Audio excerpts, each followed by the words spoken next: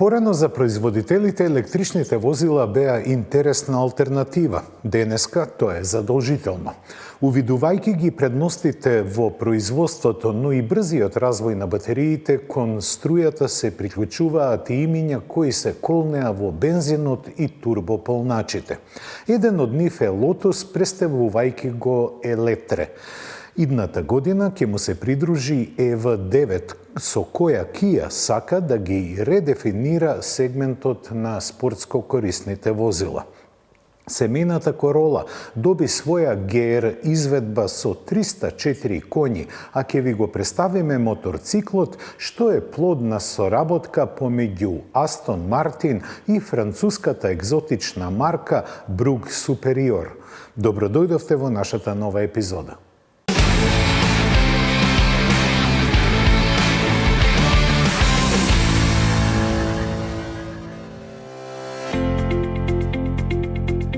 По повод 60 годишнината од филмскиот серијал за Джеймс Бонд, Land Rover подготви специјална рели изведба на Defender. Со неа на неколку настани ќе учествува трикратниот британски рели шампион Марк Хигинс, кој како каскадер зад управувачот на возилата на Land Rover се појавува во 4 филма за тајниот агент. Надпреварувачкото возило е направено на основа на Defender 90, задвижуван со 5300 инжиниум дволитарски погонски агрегат. Тој во својата серијска изведба располага со 300 коњски сили и 8 степен менувач. За рели предизвиците е опремен со унапредено ладење на моторот и трансмисијата, спортски издувен систем и сет теренски пневматици. Ослонувањето е засилено, а во каросеријата е вграден заштитен кафез. Целосната слика ја надополнува и специјалниот дизајн.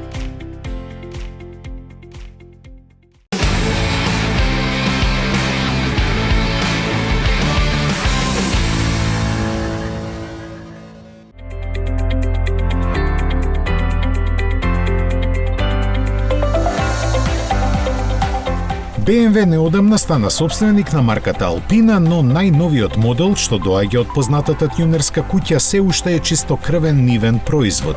Ознаката B4 Grand Coupe кажува дека замислата им била да ја дополнат M4 гамата со нејзината 4-вратна изведба. Поидомна точка им беше M440i Grand Coupe X-Drive, во кој место стандардниот 3-литарски мотор е вграден предходниот со 2 турбокомпресора и максимални 495 коњски сили.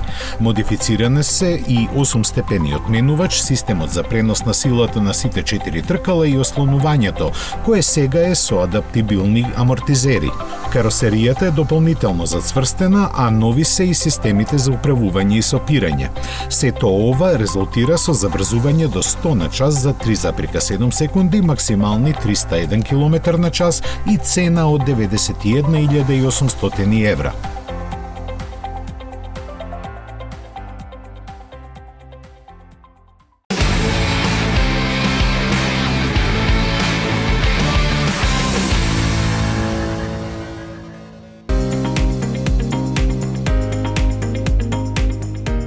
Големата популарност на Формула 1 на американците им донесе уште една трета трка. Од следната сезона болидите во шарениот караван на најбрзиот циркус на светот ке татнат низ улиците на Лас Вегас. Поминувајќи покрај најпознатите атракции на градот на коцката и забавата, оваа трка на која ќе се возат 50 круга сигурно ќе биде една од највозбудливите. Патеката долга 6,12 км се состои од 3 големи правци и 14 свиоци и на неа се очекува да се постигнат брзини до 340 км на час. Провизорно веќе е одреден и терминот ноември идната година, но засега не се знае дали оваа трка ќе замени некоја постоечка или пак календарот на настани ќе биде проширен.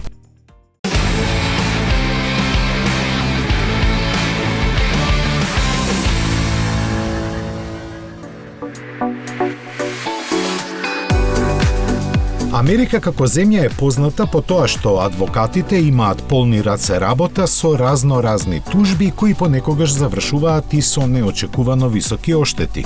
Еден таков пример, поврзан со пракса која е вообичаена и кај нас, доаѓа од Феникс, Аризона, каде еден тамошен суд одлучи да ги казни несовесните трговци на возила. Се работи за двајца дилери на Нисан, но приказната важи за сите оние кои рекламираат нешто што немаат за продажба. Имено купувачите, привлечени со ниските цени на возилата кои во своите рекламни кампањи ги имаат истакнато казнетите автосалони, ги имаат тужено бидејќи кога дошле на пазарот им било кажано дека такви возила немаат и нема да имаат. Им биле понудени други опремени со разноразни додатоци кои тие не ги барале, заради што продажната цена на возилото била значително повисока. Епилогот на целата приказна е дека судот одличил трговците да им платат многократно поголема одштета со порака до сите во иднина да бидат внимателни и искрени што рекламираат, а што продаваат.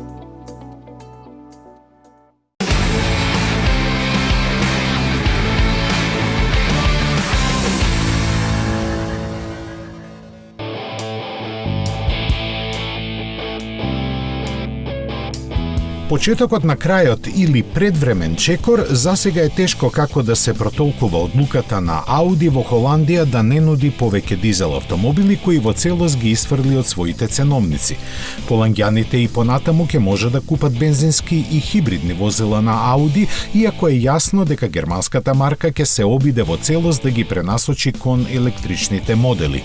За нас е тешко да се замисли Ауди без TDI ознаката на задниот дел, но треба на време да се подготвиме за времето што доаѓа, бидејќи ќе ни носи се помалку и помалку возила со класични агрегати. Еден од последните ќе биде и идната генерација на А4, но сепак јасно е дека земја по земја, таму каде пазарната клима е поволна, Ауди како и другите производители полека ќе елиминираат понудата на возила со мотори со внатрешно согорување.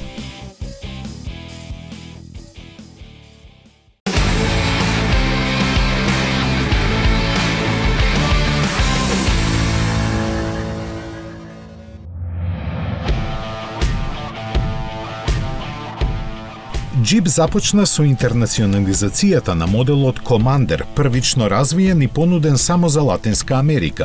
Под ознаката Meridian тој сега ќе биде лансиран и во Индија, пошто ќе следат најмалку уште Австралија, Јужна Кореја и Јапонија, иако не е прецизирано кога. Токму ова создава дилема дали Commander или Meridian, како и да се вика, ќе пристигне и во Европа. Предуслови за тоа има, бидејќи е базиран на компас кој се произведува и во Италија. Од него се разликува по зголемената должина за 35 см и за половина од тоа меѓуоскиното растојание. Дополнителниот простор е искористен за сместување на трет ред седишта, што е опција која купувачите во одредени земји од Европа често ја бараат кај ваквите возила. Во Бразил е на располагање со 1,3 литарски турбобензинец со 185 конски сили и погон на предните тркала, како и 2-литарски дизел со 170 коњи, кои преку 9-степена автоматика се пренесуваат на двете оски. Треба да подсетиме и дека сегашната генерација на компас го започна својот живот токму во Бразил, каде најпрво беше представена.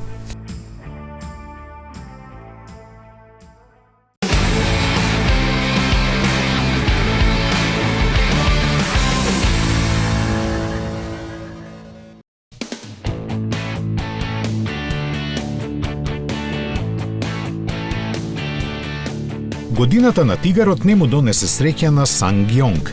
Двата негови змеа не можеа да се изборат со неизвестноста на банкротот на компанијата од кој требаше да ја спаси производителот на електрични автобуси и камиони Edison Motors. Тој за јужнокорејскиот теренски специјалист требаше да плати $260 милиони, но освен авансот од 10% не успеа да ги соберат останатите пари и превземањето беше откажано.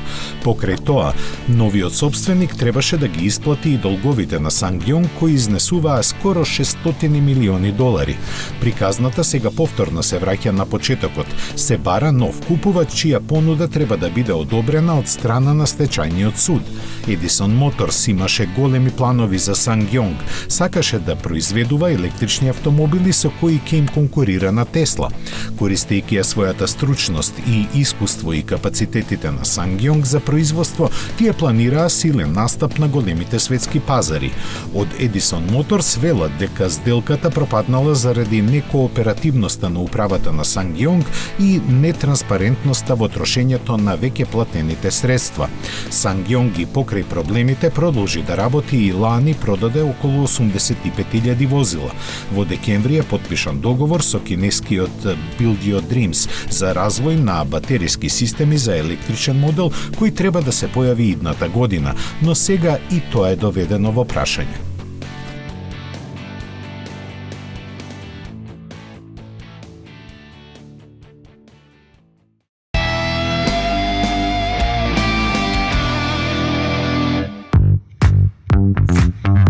Мислите на ново возило? Одберете возило, Шпаркасе лизинг купува за вас. Вие бирате година, модел, боја, месечна лизинг рата. Ние реализираме Шпаркасе лизинг. Шпаркасе лизинг ги финансира сите видови на патнички возила.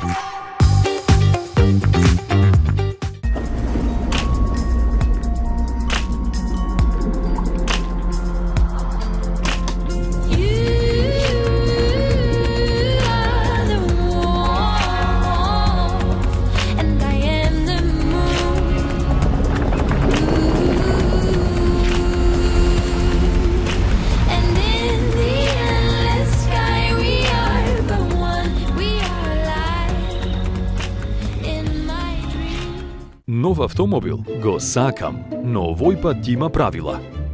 Нема храна во автомобилот. Само смеј крени нозе и ќе те ги одсечам. Нема гласна музика. Нема ни миленици. Нема шанси. Океј, може би од следната недела. Новиот Opel Crossland. Убавината и храброста одат заедно. This is Opel. Метрополис, број 1 радиомрежа.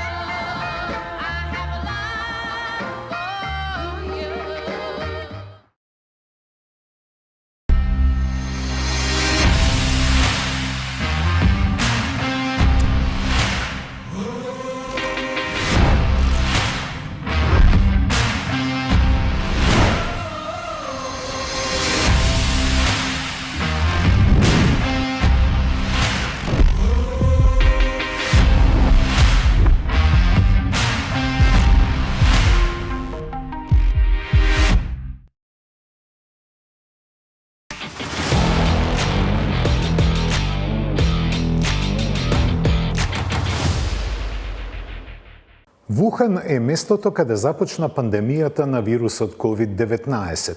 Новата епидемија што ќе дојде оттаму, но овој пат со далеку помалку инфекции, ќе биде Lotus Eletre. Славното британско име за прв пат лансира спортско корисно возило. Исто така, за прв пат батериско електрично возило и за прв пат ќе се произведува во Кина. Наскоро започнува новата, трета сезона на македонскиот Renault Twingo Coupe. Овој мал автомобил наполни 30 години и во таа чест ќе ве потсетиме на неговите почетоци.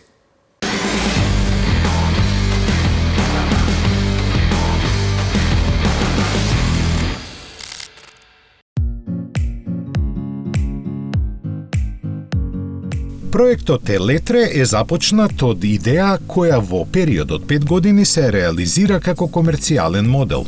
Околу него многу копја се кршеа со оглед дека компанијата немаше никакво искуство во правењето батериски електрични возила, уште помалку во креирање спортско корисни возила. Затоа Lotus Eletre ќе се произведува во сосема новата фабрика во добро познатото место Вухан во Кина, а првите испораки ќе започнат од почетокот на следната година. Производителот тврди дека Eletre ги има сите традиционални карактеристики на Lotus, но со употребливоста што ја носи кросовер со 4 врати. Дали е така ќе се увериме кога ќе се сретнеме со него, но фотографиите покажуваат дека повеќе инспириран од италијанските пастови отколку од историјата на Lotus. Поставена на сосема нова Electric Premium платформа за електрични возила.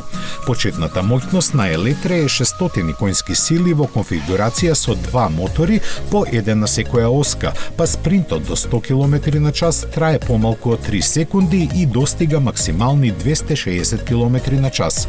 Силата ја храни од 100 киловат-часовна батерија, а фабричките податоци велат дека според циклусот на мерење WLTP, Eletre има автономија од 600 км. Полнењето може да се одвива и со моќност од 350 киловати, што значи дека за 20 минути за каченост се добиваат 400 км возење, барем теоретски. Поради поставеноста на воздушното потпирање, Lotus Eletre најавува покрај удобноста и брзината добри манири на лоши подлоги преку активната променлива висина, одлична динамика на возење и управување на сите тркала. За пазарите каде што е дозволено, Lotus ќе го испорача Eletre со камери наместо со надворешни ретровизори. Вградени се 2 лидарски уреди за автономно возење и самоприспособлив темпомат, а производителот тврди дека моделот е подготвен за целосно автономно возење со дополнителни лидарски сензори на браниците.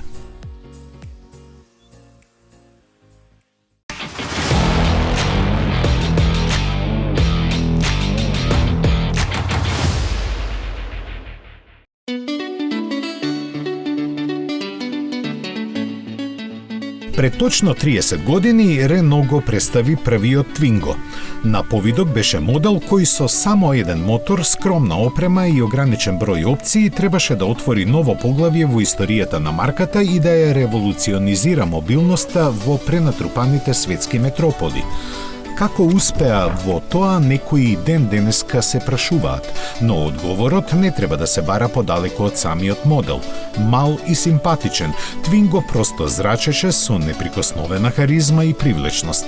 Затоа и обстана 15 години на пазарот. Беше нарекуван голем во светот на малите, бидејќи за неговата скромна по димензии каросерија инженерите ги искористија сите своји вештини да ја направат максимално практична.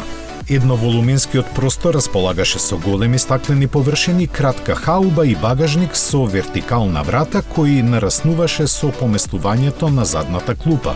Дизајнерите му подарија лик со кој купувачите го доживуваа како куќен љубимец, а тој им ја врати со младечки шарм и едноставно користење.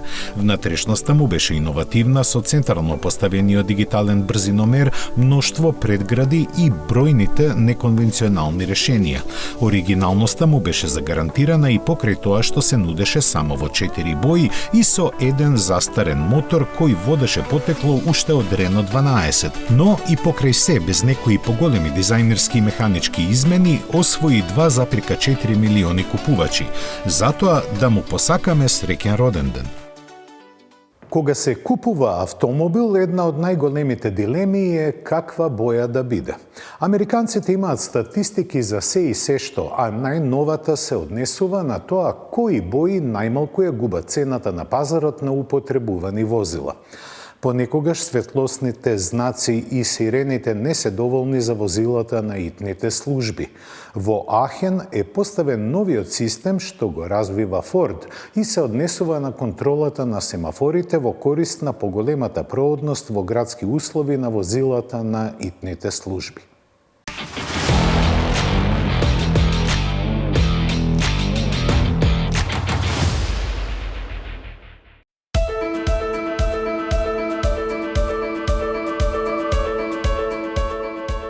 Очигледно немајќи со што друго да се занимаваат, американците направија анализа за тоа со кои бои возилата најмногу ја задржуваат вредноста кога се продаваат како половни. Разгледани се дури 700.000 возила од повеќе категории стари 3 години кои го смениле собственикот во периодот помеѓу 2017 и 2020 година. Резултатите, благо кажано, се изненадувачки. На врвот се најде жолтата боја со која автомобилите губат само 20,4% од вредноста, што е скоро двојно помалку од просекот кој изнесува 37,6%. Следи неутралната беж боја со 22,8%, која визуелно е најотпорна на нечистотиите што ги собира автомобилот. На пристојно расстојание зад нив се портакаловата и зелената, додека најпопуларните бои кои се среќаваат кај новите автомобили се групирани околу просекот. Тоа се сивата, црвената, белата и црната, а тука некаде се и сребрената и сината.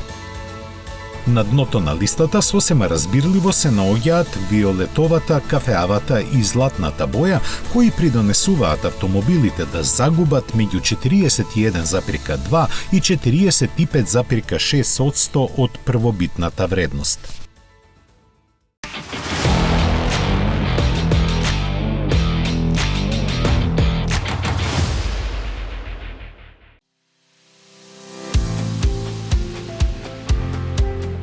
Во соработка со германските власти, Форд ги истражува можностите на така наречен систем на поврзани семафори.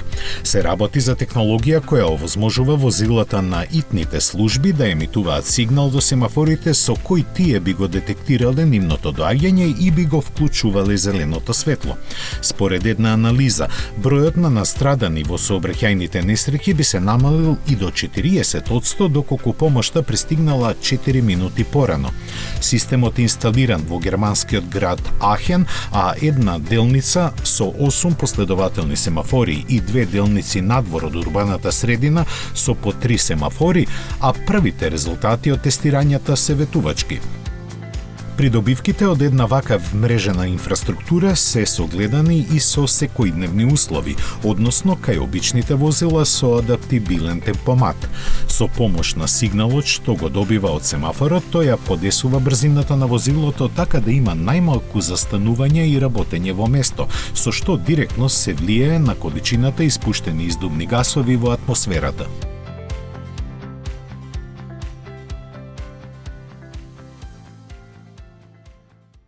Семејството целосно електрични возила базирано на платформата eGMP од Kia и Hyundai рапидно расте. Со EVA9 покрај просторноста и високата технологија, Kia сака да стави апостроф на функционалноста на просторот и зголемената автономија. Следната година, овој джин би требало да почне да се произведува. Легендарните автомобилски марки се почесто соработуваат со производителите на моторцикли. Последниот пример е лудата изведба на францускиот екзотичар Брук Супериор, кој заедно со Астон Мартин ќе произведе 100 примероци кои ќе може да се возат само на патека.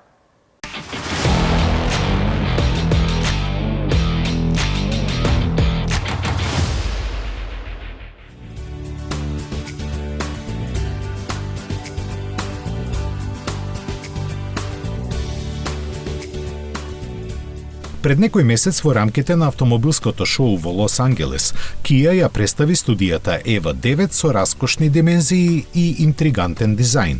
Планот е со минимални преправки идната година да влезе во производство.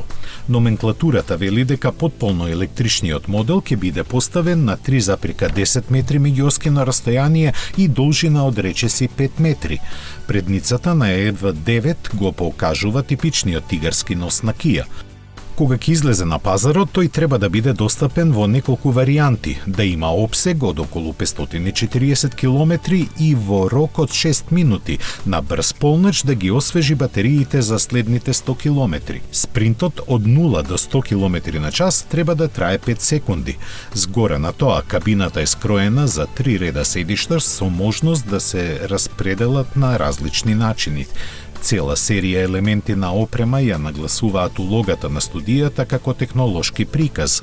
Тука спаѓа осветлената предна маска со дигитално лице, надворешните ретровизори базирани на камера, електрично повлечените шини на покривот и големиот екран од 27 инчи во внатрешноста. На предната хауба се наоѓаат соларни келии, со кои батериите може да се полнат со бавно движење доколку во близина нема станица за полнење. Од Kia најавуваат дека серискиот модел ќе го задржи прикажаниот стил и нема значително да се разликува од студијата. Сепак панелите на вратите и воланот се приспособени на соодветните прописи и ќе имаат поконвенционален дизајн, а елементите како што се соларните келии не би требало да влезат во сериско производство.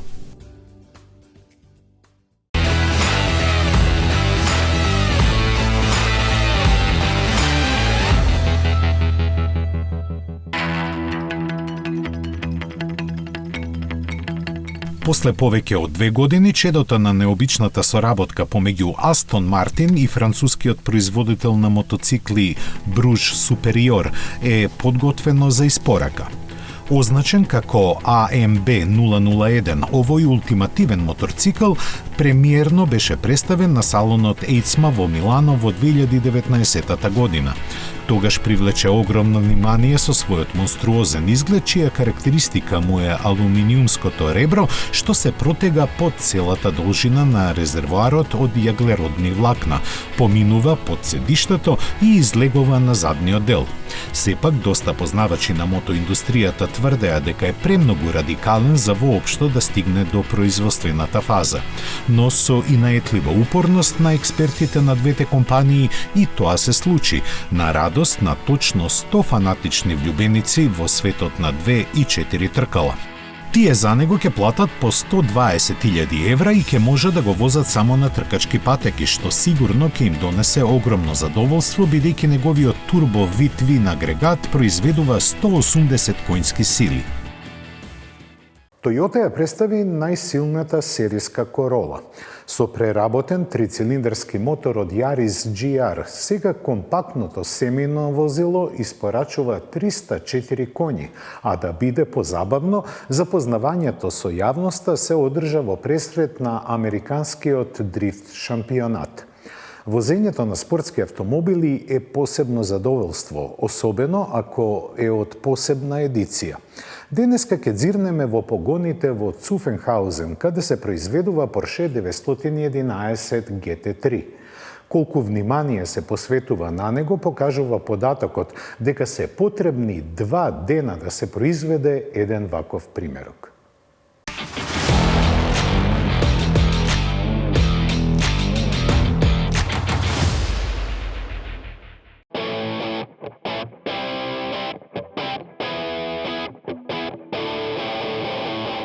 Производството на автомобили е до совршенство доведена комбинација на врвни технологии и човечки вештини.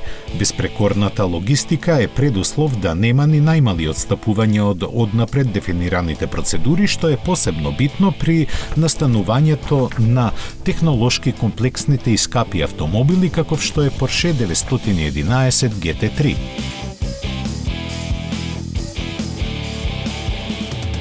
Целокупниот процес на неговото производство, кое се одвива во главната фабрика на марката во Цуфенхаузен, трае цели 2 дена и во него учествуваат дури 1500 работници. Производството на овој модел е разделено во 117 чекори, од заварувањето на деловите на каросеријата преку монтажата на компонентите до финалната обработка. Посебно се издвојува лакирањето кое купувачот може да го бира по желба без никакви лимити, но за саканата нијанса доколку е потполно нова ќе плати и до 20.000 евра и ќе чека со месеци за нејзино создавање.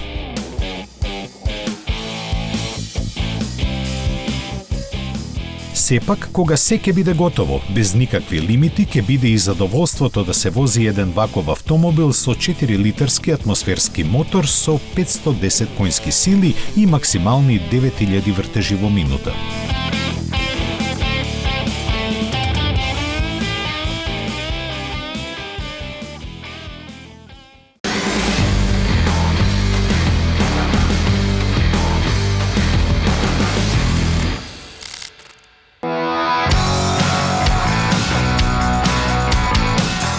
Ниту најсемејниот модел во гамата на Toyota не остана поштеден. Тркачкото Gazoo Racing одделение ја продолжи својата спортска рапсодија со преобразба на Corolla. Премиерата се одржа во Лонг Бич, Калифорнија, пред почетокот на сезоната во Формула Дрифт шампионатот. Изборот не е случаен, бидејќи датумот и локацијата се поклопуваат со првата WRC победа на Toyota дамнешната 1973 година. Однадвор гледано, GR Corolla веднаш го покажува својот нескротлив карактер. Предните крила агресивно се проширени, а трагите на тркалата се зголемени напред за 60 и назад за 85 мм. Покривот е направен од пластика засилена со карбонски влакна, а покрај големите спойлери додаден е и заден дифузор со 3 издувни цевки. Од Toyota велат дека е така за да се намалат бучавата и притисокот на издувните гасови. Се среќаваат и дополнителни отвори за воздух потребни за ладење на трицилиндричниот турбоагрегат позаимен од GR Yaris. За Corolla од неговите 1,6 литри за фатнина се извлечени 304 конски сили, кои преку 6 степен мануелен менувач се пренесуваат на сите 4 тркала. Подпомогнат со 2 торзен диференцијала со ограничено продизгување, системот задолжен за тоа има 3 различни режими на поделба на вртежниот момент меѓу оските. Челичните дискови на сопирачките ги стегаат 4 клипни клешти напред и 2 клипни назад, а за стабилноста и контролата при извлекување на максимумот се грижат засиленото ослонување и адаптираните електронски системи. Значајно е и тоа што GR Corolla ќе се произведува во истата фабрика од која излегуваше и суперспортскиот Lexus LFA. На есен ќе биде понудена на купувачите во Јапонија и Соединетите Американски држави, а нешто подоцна во Европа. Цените и перформансите на овој бесен хеджбек со 5 врати не се објавени. Тука завршува нашата прошетка низ автомобилските меридијани. Секојдневни новости ви се достапни на нашиот сајт автомагазин.com, а видео содржините се на нашиот YouTube канал. Бидете во добро здравје и расположение. Се гледаме следната сабота.